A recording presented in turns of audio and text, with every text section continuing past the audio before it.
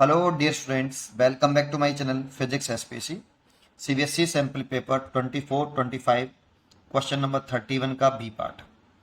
A wire of uniform cross section and resistance 12 ohm is bent in the shape of circle as shown the figure. A resistance of 10 ohm is connected to diametrically opposite end C and D. A battery of EMF 10 volt is connected between A and B. Determine the current in flowing through the arm AD. Current पूछा है. देखो हमारे पास एक wire था ऐसे uniform area cross section का और इसका जो रेजिस्टेंस है वो 12 ओम है. इसको बेंट करके एक सर्कल बनाया जैसा कि क्वेश्चन में दे रखा है. ये 12 ओम का एक सर्कल बना दिया इस वायर को. तो इस पूरे सर्कल का जो रेजिस्टेंस है वो 12 ओम है. ठीक है. अब देखो ये वाला जो आर्क है एडी, ये सेंटर पर कितना एंगल बना रहा है 60 डिग्री. तो ये बताओ ये वाला पूरा आर्क पूरा सर्कल सेंटर पर कितना एंगल बनाएगा 360 डिग्री. जब 360 डिग्री एंगल बना रहा है तो रेजिस्टेंस है आपका 12 ओम. तो 1 डिग्री जब बनाएगा तो कितना रेजिस्टेंस होगा 12 बाई 360 डिग्री. तो 60 डिग्री का जब एंगल बनाएगा तब कितना रेजिस्टेंस होना चाहिए. तो 12 बाई 360 इंटू 60 इतना ओम होना चाहिए. तो देखो ये 0 से 0, 6 से 6 और ये 6 से आ गया 2. That means 2 ohm resistance. तो इस ए से डी वाले आर्क का जो रेजिस्टेंस होना चाहिए वो 2 ओम होना चाहिए. अब सोचो बी डी वाले आर्म का रेजिस्टेंस कितना होगा. तो ये भी 60 डिग्री एंगल बना रहा है ये आर्क सेंटर पर. तो इस ये भी 60 था ये भी 60, तो ये भी 2 ओम आ जाएगा बेटा. बी से डी तक वायर का रेजिस्टेंस 2 ओम. अब देखो ये पूरा डायमीटर है आपका सेंटर से पास हो रहा है. तो ये 180 हो गया पूरा ये वाला. और ये 60 है तो ये 120 हो जाएगा ये वाला रेजिस्टेंस ये. तो देखो ये पूरा 120 है तो 120 का रेजिस्टेंस कितना है 2 और 2 4 ओम. तो ये 4 ओम हो जाएगा. और निकालना चाहो तो अलग से निकाल लो आप 4 ओम. क्योंकि 1 डिग्री में इतना एंगल 1 डिग्री पर इतना है तो 120 डिग्री पर कितना रेजिस्टेंस होगा ये निकालना चाहें 12 बाई 360 इंटू 120. 0 से 0 बार से कट गया 3 बार और 3 से कट गया 4 बार. तो 4 ओम हो जाएगा बेटा. और ये भी आपका 4 ओम हो जाएगा ऐसे. तो देखो ये जो डायग्राम बनना है ये इस एक रेजिस्टेंस यहाँ लगा है 10 ओम और ए और बी के क्रॉस इधर लग रहा है ये ए से सी तक 4 ओम, फिर से सी से बी तक 4 ओम, ये 2 ओम 2 ओम. कुछ इसे देख के महसूस हो रहा है. तो मेरे को तो ये बी डिस्टर्न ब्रिज दिखाई दे रहा है. देखो बनाते हैं. यहाँ बैटरी वाले 2 पॉइंट डाले ए और बी. और 10 ओम जो रेजिस्टेंस है कॉमन रेजिस्टेंस हो गया दोनों लूपों में. तो सी और डी कॉमन रेजिस्टेंस यहाँ बना लेते हैं सी और डी. ठीक है. और ए और सी के बीच में लगाए 4 ओम रेजिस्टेंस. तो ए और सी के बीच में 4 ओम रेजिस्टेंस लगा देते हैं ये वाला. सी और बी के बिटवीन 4 ओम है तो सी और बी के बीच में भी 4 ओम लगा देते हैं ये वाला लगा दिया. ए और डी के बिटवीन 2 ओम है तो ये 2 ओम बना देते हैं ये 2 ओम हो गया ये वाला. डी और बी के बीच में 2 ओम है तो ये भी 2 ओम बना देते हैं. और सी और डी के बिटवीन 10 ओम है ये 10 ओम बना.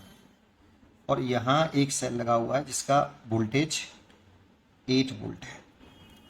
अब चेक करो इसको अगर मैं P मान लूं, इसको मैं Q मान लूं, तो इसको R और इसको S.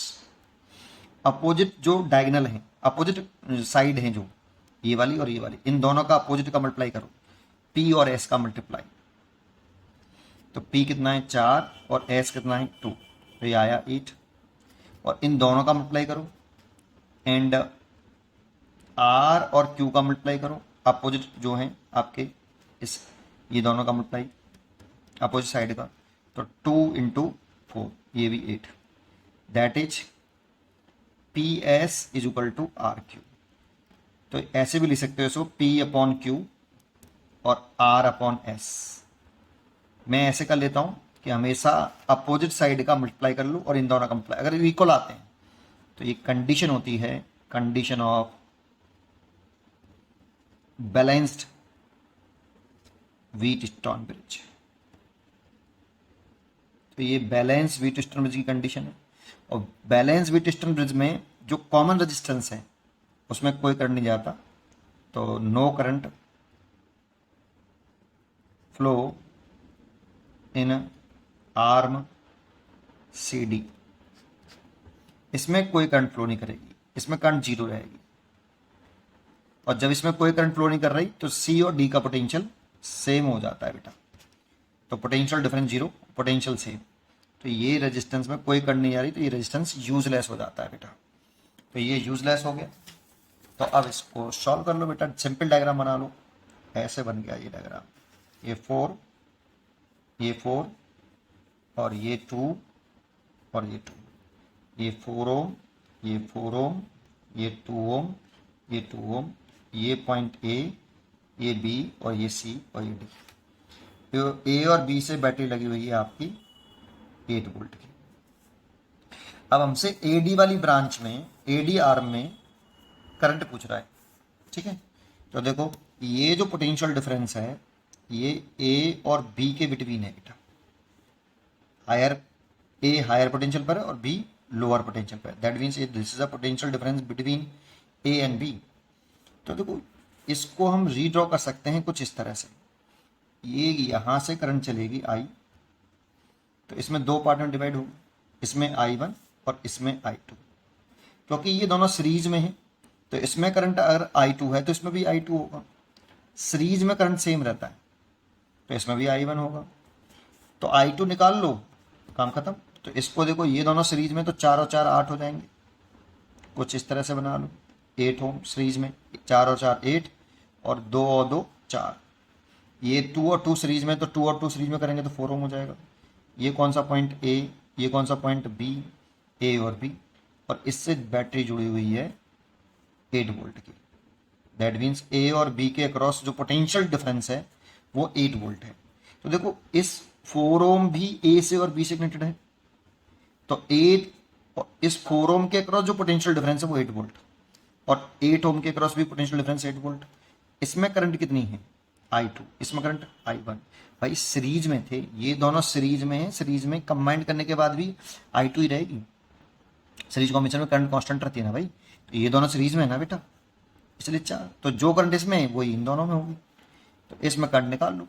तो इस ए 4 ओम के अक्रॉस कितना पोटेंशियल डिफरेंस है 8 वोल्ट, क्योंकि इसका एक एंड ए से और दूसरा एंड बी से, तो पोटेंशियल डिफरेंस अक्रॉस रजिस्टर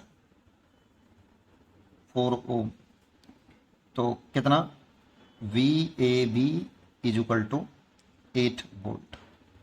इसीलिए current is equal to potential difference upon resistance, ये होता है। तो पोटेंशियल डिफरेंस हो गया आपका 8 वोल्ट और रेजिस्टेंस कितना है 4 ओम है इसका 4, तो ये 2 एम्पियर करंट आ गई। जो करंट इसमें है वही करंट इसमें होगी, इसीलिए potential difference current flowing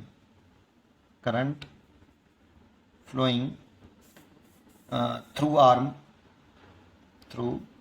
arm AD, पूरे AD आर्म में, इस वाली पूरी आर्म में ही 2 एम्पियर करंट है, 2 एम्पियर। ये आपका आंसर हो गया। पढ़ते रहिए और खुश रहिए।